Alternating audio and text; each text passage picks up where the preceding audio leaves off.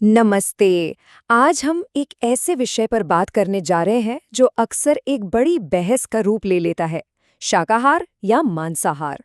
पर इसे जंग की तरह नहीं, बल्कि एक दिलचस्प पड़ताल की तरह देखते हैं, क्योंकि यह हमारी रोज की जिंदगी के सबसे निजी फैसलों में से एक है।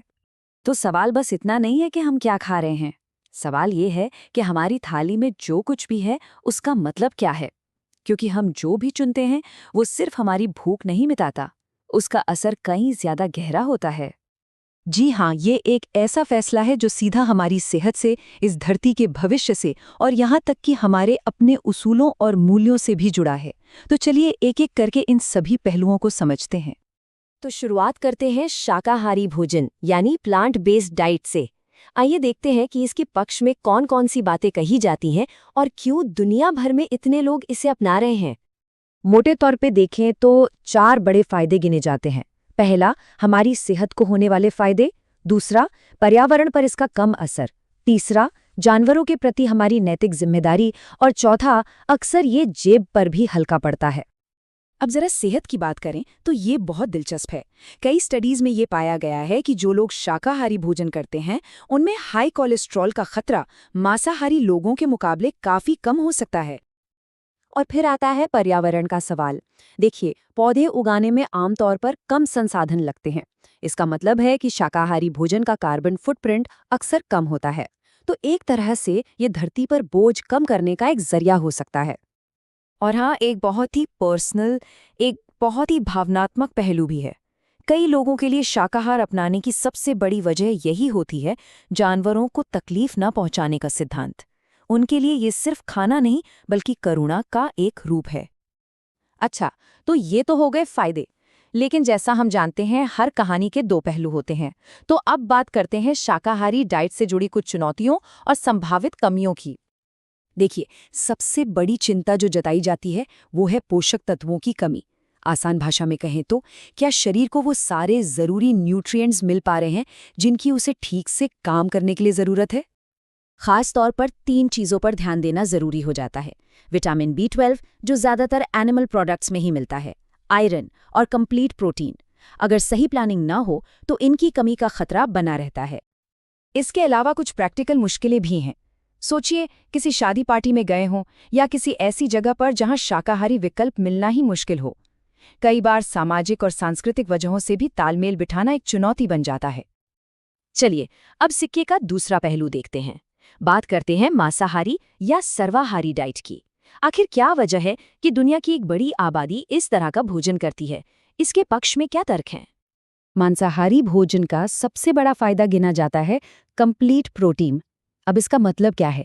इसका मतलब है कि इसमें वो सभी 9 जरूरी अमीनो एसिड सही मात्रा में होते हैं जिन्हें हमारा शरीर खुद नहीं बना सकता, और एनिमल प्रोडक्ट्स को इसका सबसे अच्छा सोर्स माना जाता है। तो इसके फायदों को हम 3 हिस्सों में बांट सकते हैं। पहला, पोषक तत्वों की भरमार, जैसे कंप्लीट प्रोटीन, आयरन और B12। दूसरा, ये दुनिया भर के कई कल्चर्स और खानपान का एक अटूट हिस्सा है। और तीसरा, स्वाद और संतुष्टि, जो बहुत से लोगों के लिए बहुत मायने रखता है। सच तो ये है कि कई समाजों और संस्कृतियों में तो बड़े बड़े त्योहारों और जश्न की कल्पना भी मांस के बिना नहीं की जा सकती। ये सिर्फ खाना नहीं बल्कि परंपरा और विरासत का भी प्रतीक है। तो फायदे तो हैं, लेकिन हमें इसकी पूरी तस्वीर देखनी होगी। अब नज़र डालते हैं मांसाहार से जुड़े कुछ जोखिमों और चिंताओं पर, जिन पर आज दुनिया भर में बात हो रही है। सेहत के मामले में यहाँ एक सीधा सा फर्क देखने को मिलता है। जहाँ एक तरफ प्लांट बेस्ड डाइट को दिल की बीमारियों के कम खतरे से जोड़ा जाता है, वहीं दूसरी तरफ कुछ तरह के मांसाहारी भोजन, खासकर प्रोसेस्ड मीट, हाई कोलेस्ट्रॉल और दिल से जुड़ी समस्याओं का खतरा बढ़ा सकते हैं।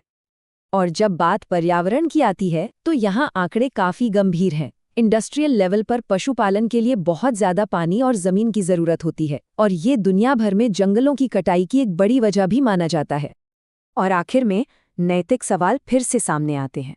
आज जिस बड़े पैमाने पर एनिमल फार्मिंग होती है, उसके तरीकों को लेकर और जानवरों के साथ होने वाले बर्ताव को लेकर दुनिया भर में गंभीर चिंताएं जताई जाती हैं। तो अब तक हमने दोनों पक्षों के फायदे और नुकसान देखे। अब असली सवाल ये उठता है कि इन सब जानकारियों के आधार पर एक सही फैसला कैसे लिया जाए। आइए इस पूरी चर्चा का निचोड़ देखते हैं। एक तरफ शाकाहार है, जो पर्यावरण और कोलेस्ट्रॉल के लिए बेहतर हो सकता है, लेकिन जिसमें पोषक तत्वों की प्लानिंग जरूरी है। दूसरी तरफ मांसाहार है, जो कंप्लीट प्रोटीन तो देता है, लेकिन उसके अपने स्वास्थ्य और नैतिक सवाल हैं। ये एक तरह का संतुलन है। और आखिर में बात यहीं आके रुकती है कि कोई एक डाइट हर किसी के लिए बेस्ट नहीं हो सकती।